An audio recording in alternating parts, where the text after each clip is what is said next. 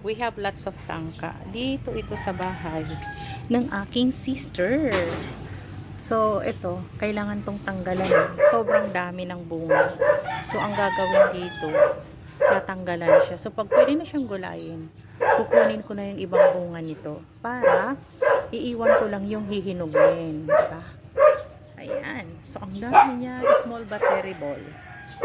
So, ilan yan? 2, 4, 6, 8, 10, 12, 14, 15, 16, 16 na bunga. OMG, 16, 17, 18, wow, 19, 19. OMG, and coming pa. So, we have lots of blessings dito. Nakakatuwa naman.